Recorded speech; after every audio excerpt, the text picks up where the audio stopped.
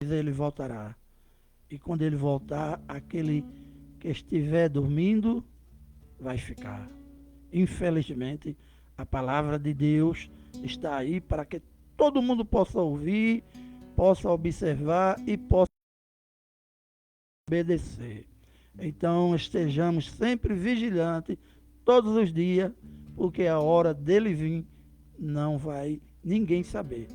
A palavra diz que é como um ladrão, você não espera que ele vá na sua casa e de repente ele chega.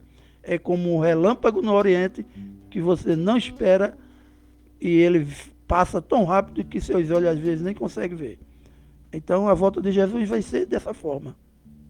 Então, meus irmãos, para continuarmos o nosso estudo, né, que é justamente o título desse programa, é Estudando a Palavra de Deus, nós vamos continuar no livro de Crônicas, né, e vamos hoje estudar o livro de Crônicas, fazer um resumo de todo o livro de Primeira Crônicas, né, e eu quero começar aqui falando a respeito das genealogias, né? É importante esse livro de Crônicas porque ele traz relatos, histórias de Adão, da descendência de Adão, até o capítulo 9, que é a descendência de Davi, né? O capítulo 9, que é os habitantes de Jerusalém depois do cativeiro. Então, relata uma série de genealogia trazida de Adão até justamente o povo que volta a Jerusalém depois do cativeiro. Então, as descendências foram descendência de Adão, descendência dos filhos de Noé, descendência de Sem, descendência de Ismael, descendência de Abraão e Quetura, descendentes de Esaú, descendentes de Seir, reis e príncipes de Edom,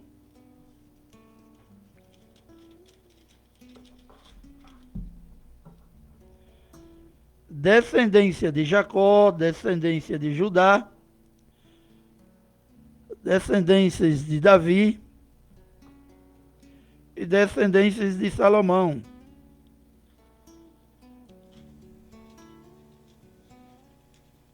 As descendências de Salomão têm as descendências de Simeão, descendências de Ruben, descendências de Gadé, descendentes de Levi, cantores levitas,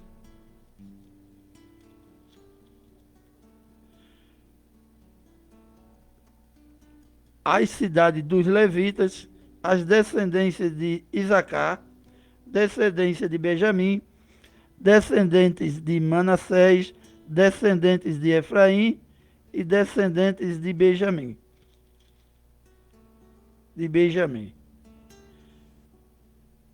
Então, foram essas as descendências que traz o primeiro livro de Crônica, para mostrar para a todo o livro de Crônicas, que relata todas as histórias e os acontecimentos que envolveram as descendências, mostrando que Deus nunca abandona o seu povo, sempre estará cuidando deles, o repreendendo, mas cuidando dele em suas vidas, mesmo com as desobediências. Então, o escrito, após o exílio babilônico, em 1 Crônicas, foi composto para restaurar a identidade, a esperança e o propósito espiritual do povo de Deus, em vez de apenas repetir a história de reis. O autor, que é esse livro de Crônicas, ele provavelmente foi escrito por Esdras. Então, Esdras, quando contou esses dramas de crônicas, ele relata a trajetória de Israel para focar na linhagem de Messias e na importância de colocar a adoração ao Senhor no centro da vida. Para os dias de hoje, o livro oferece um ponto importante e poderoso que conecta o Antigo Testamento à vida cristã e práticas. O contexto e o propósito original, a crise do exílio. O povo judeu retornou da Babilônia para uma Jerusalém em ruínas. Eles enfrentavam desânimos, dúvidas, o sentimento de terem sido abandonados. O objetivo de Crônicas lembra os judeus de que eles não eram um povo derrotado, mas sim herdeiros de uma promessa inabalável.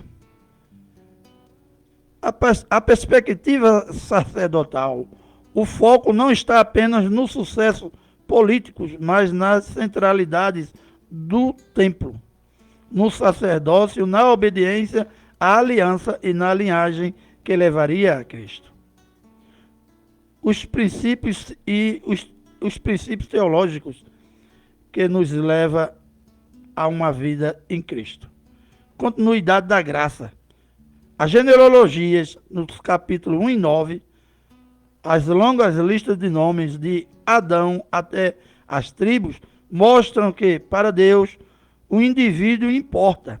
Cada nome representa a preservação do plano de salvação, provando que as promessas divinas atravessam gerações, independentemente das falhas humanas. A adoração como prioridade.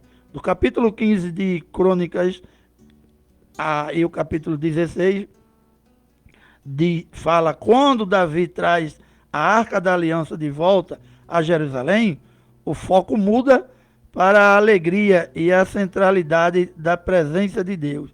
Isso estabelece que a adoração verdadeira não é um ritual mecânico, mas um estilo de vida de submissão e louvor. A aliança davídica. No capítulo 17, a promessa de Deus a Davi de que o seu reino duraria para sempre, encontra seu comprometimento eterno em Jesus Cristo. Todo livro aponta para a soberania e o projeto redentor de Deus. O perigo do orgulho. O capítulo 21, o relato do censo feito por Davi, motivado pelo orgulho e autoconfiança, serve como um alerta para o poder e o sucesso humano nunca deve substituir a dependência total de Deus. A aplicação prática e atual. Identidade em Cristo. Assim como o cronista lembrou os exilados de quem eles eram, hoje o livro nos lembra que somos o povo de propriedade exclusiva de Deus, enraizados em uma linhagem espiritual que vence o desânimo atual. Legado e futuro. Capítulo 28 e 29 nos traz Davi dedica o final da vida a preparar recursos para o templo que seu filho construiria. Isso nos ensina a pensar no legado espiritual que deixaremos para as próximas gerações, investindo no reino de Deus, hoje mesmo que não vejamos todos os resultados em vida. Fidelidade e obediência. A mensagem subjacente é que a obediência é a busca sincera ao Senhor, trazem restauração, enquanto o afastamento gera caos. Para a vida da igreja e dos cristãos nos dias de hoje, 1 Crônicas funciona como um manual de avivamento espiritual, identidade e liderança. Ele responde a uma pergunta comum em tempos de crise: como manter a fé viva quando o mundo ao redor parece desmoronar? Abaixo estão explicações práticas do livro para a liderança de comunidade e vida pessoal na igreja contemporânea. Para a vida comunitária da igreja, cultura de adoração intencional, 1 Crônicas mostra Davi organizando cantores, músicos e porteiros, capítulo 25. Para a igreja de hoje, isso ensina que o louvor não é um aquecimento para a pregação, mas um ministério que exige excelência, ordem e dedicação, e o envolvimento de toda a comunidade. Presença de Deus acima das estruturas. Trazer a Arca da Aliança para o centro de Jerusalém. O capítulo 15 e o capítulo 16 representa colocar a presença real de Deus acima dos programas, prédios e estratégias humanas. Uma igreja relevante é aquela que prioriza buscar pelo Senhor antes de suas próprias agendas. Unidade na diversidade. As listas de guerreiros de várias tribos que se uniram a Davi no capítulo 12 demonstram que a igreja cresce quando pessoas com dons e origens diferentes trabalham pelo mesmo propósito, o avanço do reino de Deus. Para os líderes e servos da igreja, liderança centrada na dependência, o senso orgulhoso de Davi no capítulo 21 é um alerta severo para os líderes atuais. O livro nos lembra de que o crescimento de um ministério não deve ser medido por números ou estatística para inflar o ego, mas pela fidelidade a Deus.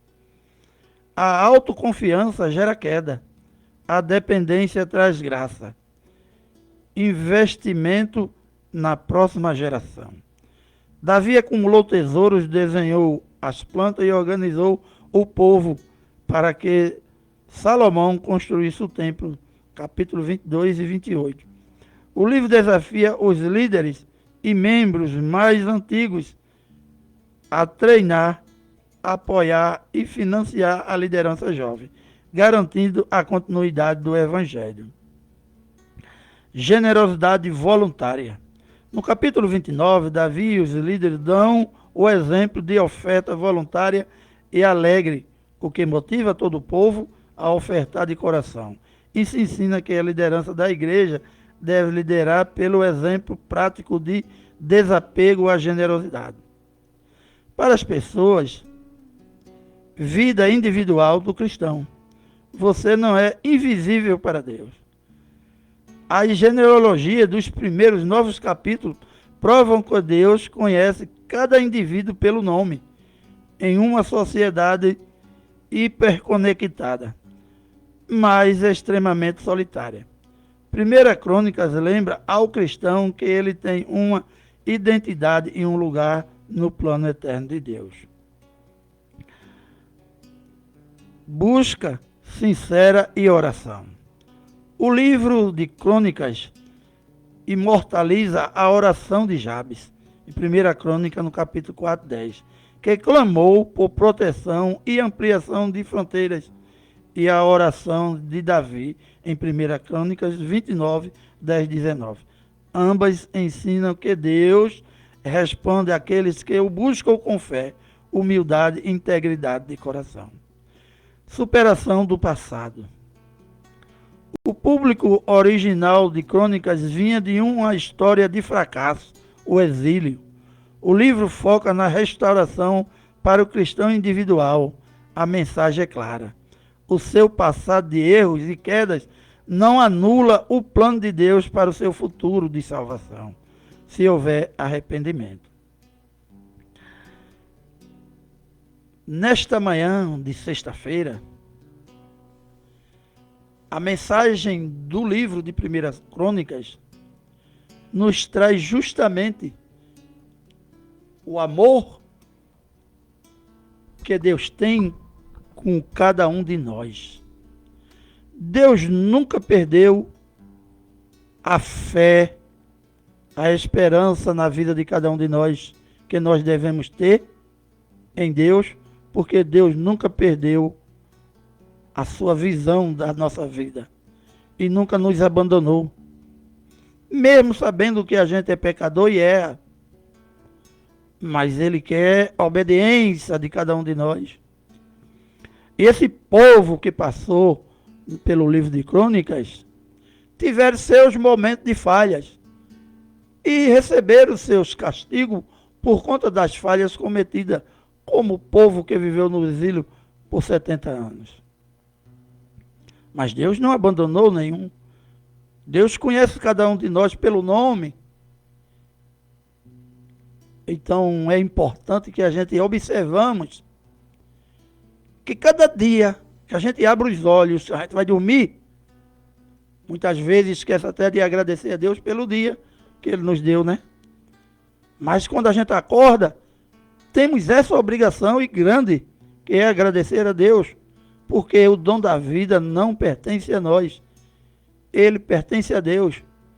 E se você não tiver uma intimidade com Deus, você vai embora deste mundo sem conhecê-lo. E ao passar pelo crivo do julgamento, possa ser que você seja absolvido e possa ser que você não seja. Tudo depende de como a gente se comportou para Deus aqui na terra. Então, o que aconteceu em Crônicas, as desobediências e as obediências, né, por Davi, por Salomão e as desobediências de Davi e de Salomão, Deus colocou no passado. O que prevaleceu foi a obediência. Então, na nossa vida, nunca vamos ser santo aqui na terra, porque iremos sempre pecar. Não que a gente queira, mas porque às vezes a gente peca e nem percebe que pecou. O cuidado com a santificação, ele tem que ser constante, diário. O perdão pelos erros, ele tem que ser todos os dias. Porque quando você recebe o Espírito Santo em sua vida, muitas vezes o que você vai fazer, quando você é uma pessoa espiritualmente, quando você vai fazer algo que não vai dar certo ou errado, você recebe logo em seu coração aquela tristeza ou aquela mente sua fica dizendo, isso vai dar errado. Então é preciso você consultar a Deus, é preciso você orar, para que Deus realmente diga se é certo ou não. Muitos homens de Deus colocaram ele à prova quando vinha alguma coisa de Deus na mente dele e eles não tinham certeza. E eles pediam alguma prova. E Deus dava a ele a prova. Hoje Deus também nos dá. Se a gente orar a Deus pedindo discernimento para aquilo que durante o dia a gente vai fazer, Deus nos dá. Deus nos dá sim. Porque Ele acusa em nossa mente se aquilo que a gente vai fazer dá certo ou dá errado. Se você tiver com o seu coração dizendo que aquilo que você vai fazer não é da sua vontade, não é do seu agrado, não faça. Porque quem manda no nosso corpo é Deus. E quando vem em nossa mente aquilo que a gente vai fazer que não é certo, não faça, não teime, não faça. Porque não é do agrado de Deus. Então é preciso que a gente estude a Bíblia. Cada livro do Antigo Testamento que você estuda reflete nos dias de hoje, em nossa vida, na vida com a nossa família, na vida social, e é preciso que a gente analise o que Deus tem para cada um de nós. Então, as passagens que trouxe o livro de Crônicas hoje, com a busca sincera e a oração, ela tem que ser direcionada para Deus como um diálogo. A sua oração com Deus é como se fosse um diálogo você tendo com Deus. Deus escuta as nossas orações. Deus escuta os nossos apelos. Mas ele olha o coração da gente. Se a gente está sendo sincero, ele olha. E no seu tempo certo, Deus dá a cada um de nós, independente de religião. Deus não dá só quem está dentro dos templos religiosos, não. Deus dá todo aquele que reconhece a sua dependência de Deus.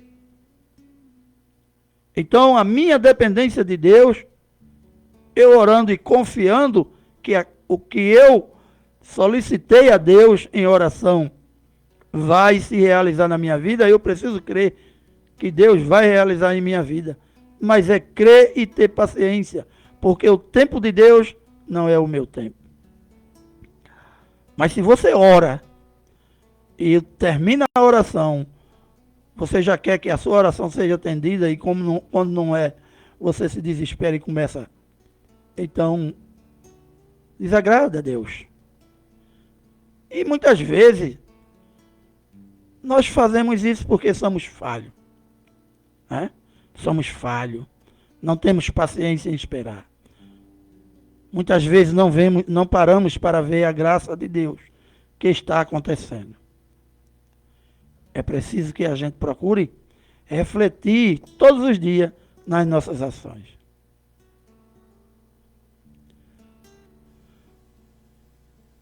Nenhum de nós somos invisível para Deus. Veja que do capítulo 1 ao capítulo 9, Deus não desamparou nenhum. De Adão a Davi, Deus não desamparou nenhum. Então, aqui o livro de Crônicas, ele fala que você não é invisível para Deus. A genealogia dos primeiros 9 capítulos prova que Deus conhece cada indivíduo, nome por nome. Então, na sociedade em que nós vivemos, Deus conhece cada um pelo nome. E a cada um ele dá segundo a sua medida. Então, Deus não abandona a gente, nunca abandonou e nem se distancia da gente como os muitos pensam. Se eu vivo no pecado, Deus está distante de mim. De forma nenhuma. Ele está me vendo todos os dias, mas Ele quer que eu me arrependa dos meus pecados e passe a viver uma vida de obediência. Mas o que é que Deus quer de cada um de nós? O que é que Deus quer de cada um de nós em nossa vida? Ele quer que o que está no Sermão do Monte, pregado por Jesus, os 12 versículos do Sermão do Monte, mostra como a gente deve viver conectado com Deus aqui na terra. Efésios do capítulo 2, do verso 8 a 10, mostra onde está a nossa fé e o que devemos fazer para que a nossa fé seja provada diante de Deus. Em Tiago, o capítulo 5, que mostra o que devemos fazer ao próximo e em amor a Cristo. Então, a nossa vida ela é pautada em obediência. Não vamos, como eu disse, ser santo porque nascemos com o pecado da carne.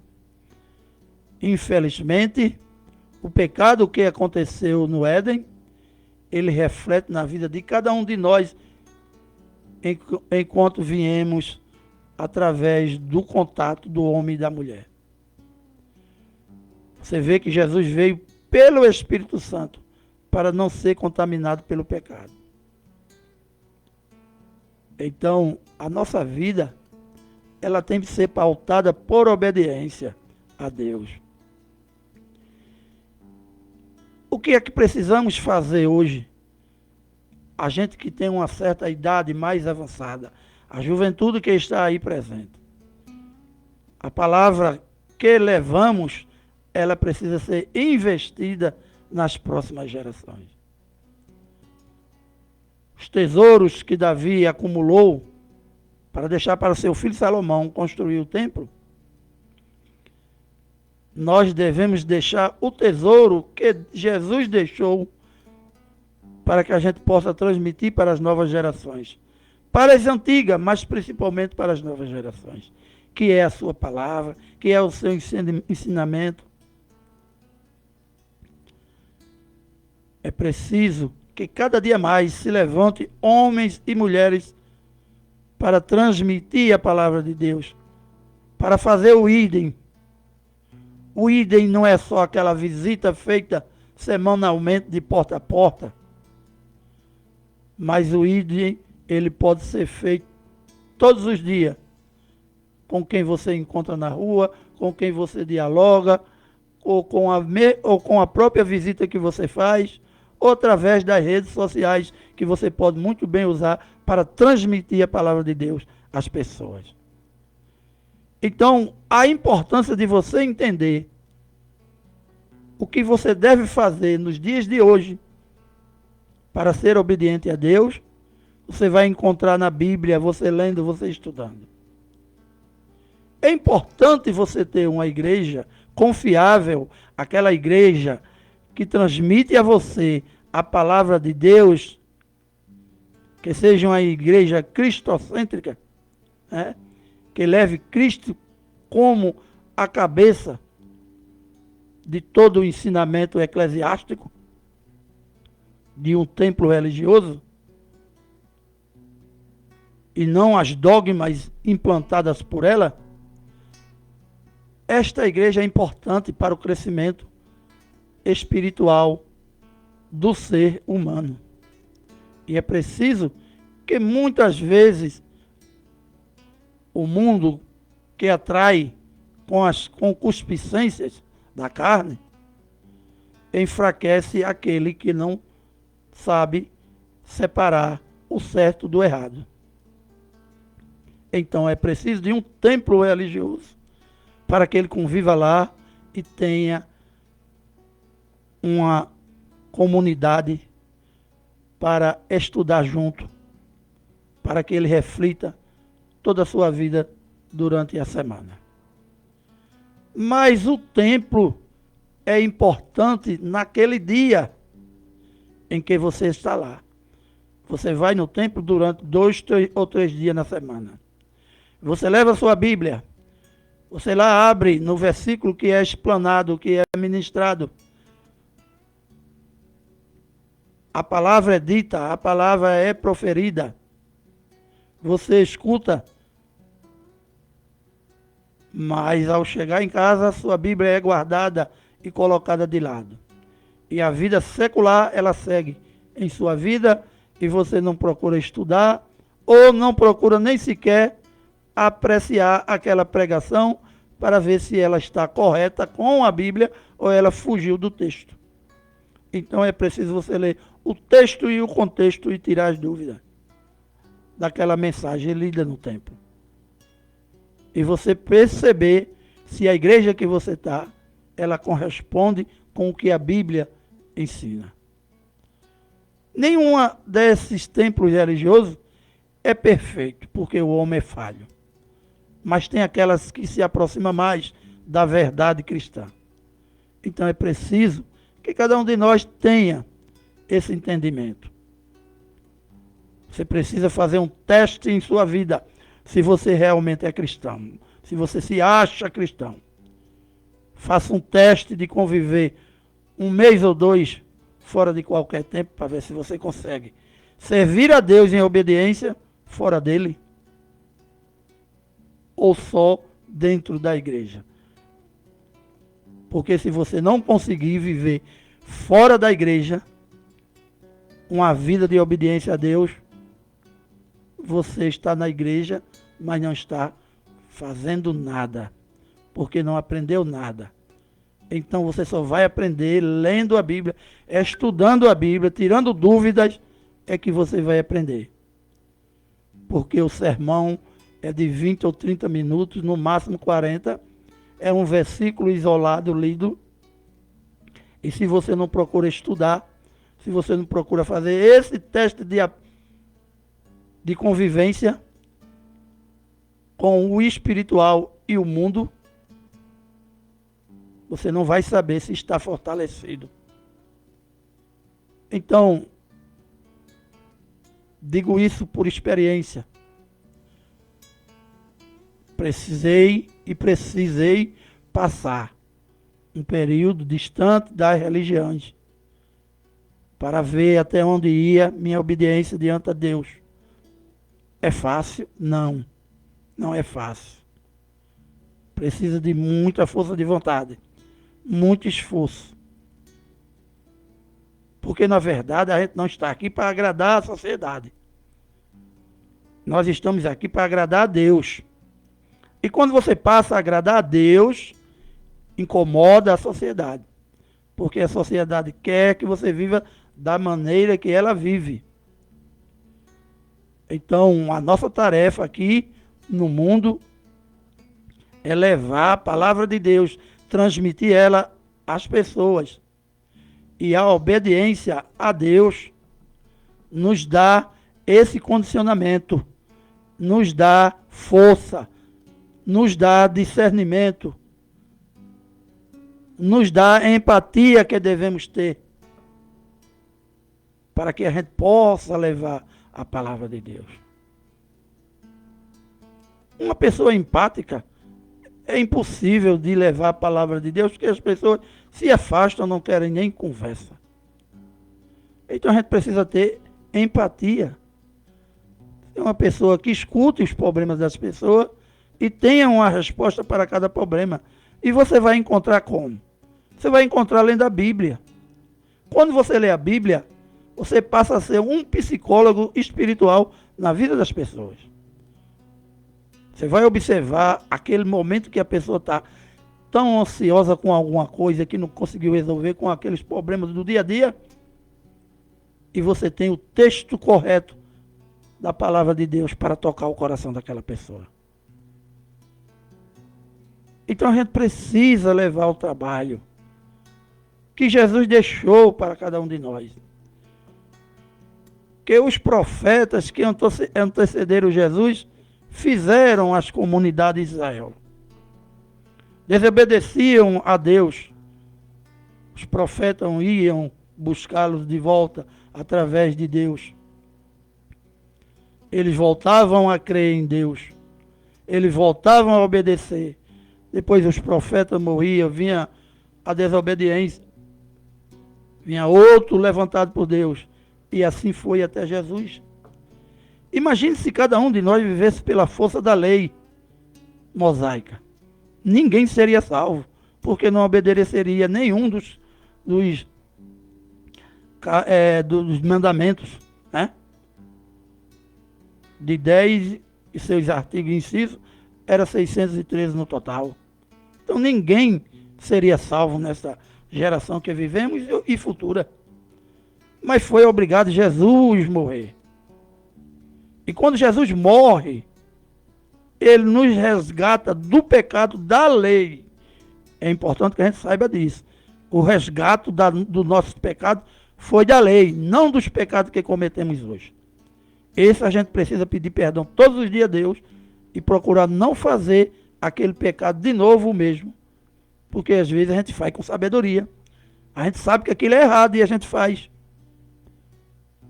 Certo? Porque nós pecamos por pensamento, palavras, atos ou omissões.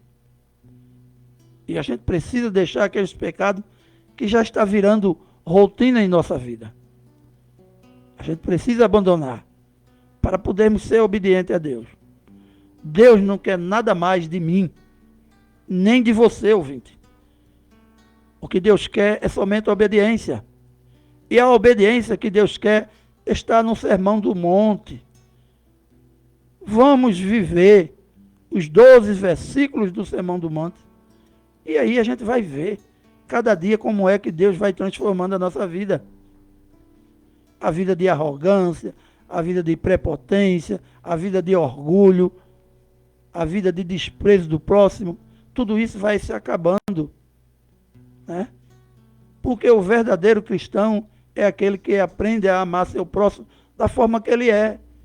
Mas aí você vai levando a mensagem e a transformação vai vir na vida das pessoas através do Espírito Santo.